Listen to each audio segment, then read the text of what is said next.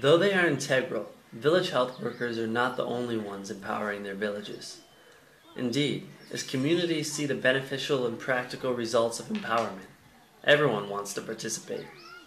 One of the most important organizations to have evolved is the Mahila Vikas Mandal, or Women's Development Group, which have been founded in all project villages.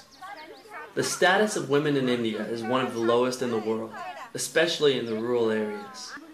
From the moment it is discovered that a child will be female, the family despairs, and illegal feticides are common throughout the country. Because of this preference, many villages average 800 women for every 1,000 men. Much of this preference is driven by the traditional practice of dowries, whereby poor families are often expected to shell out exorbitant amounts of money to get their daughters married, often leading to financial bankruptcy.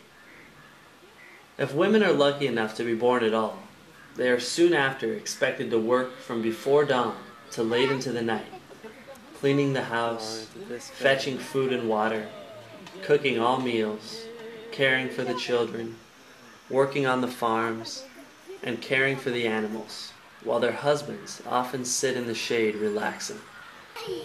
Rarely are girls given the opportunity, much less encouraged, to go to school. Instead, they are all too often victims of domestic violence and disrespect. Naturally, such life experiences lead women to have negative self-images and abysmal self-esteems. This has disastrous consequences for the health of women and their children, as women often do not know how to care for their families, or they lack the self-respect to demand what is needed. Such is the situation that the Mahila Mandals seek to address. In each village, women from different castes and religious groups are invited to come together to share health knowledge and to improve their socioeconomic status. Representative women come to CRHP with their village health workers to learn the principles of running successful community organizations and to acquire important information about basic health issues. Back in the village, these women have become the prime movers on such issues as nutrition, health and hygiene, acquiring safe drinking water, growing kitchen gardens, afforestation, and income generation. Indeed, group action has taught these women that they have legal rights within their district, and they have learned how to mobilize both government and private resources to create what they envision. With the support of social workers from the CRHP mobile team, village women gather to share health knowledge, to support each other in improving their self-esteems, and to improve their socioeconomic status.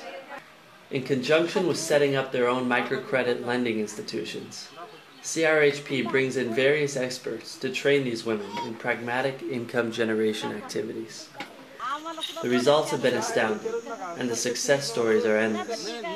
Women are taught everything from tailoring to jewelry making to how to set up and run a small village store. As the Mahila Mandal women become empowered and informed, they quickly learn how to identify their village's needs, to identify their own rights and available resources, and to demand that those resources are brought to their village.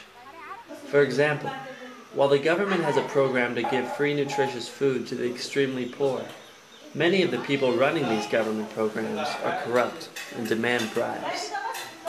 Rather than being victims of this abuse, they have worked out an agreement with the government that they will run the food distribution centers in their own villages to ensure fair treatment. They continue this practice today, and all young children and poor families are guaranteed nutritious food.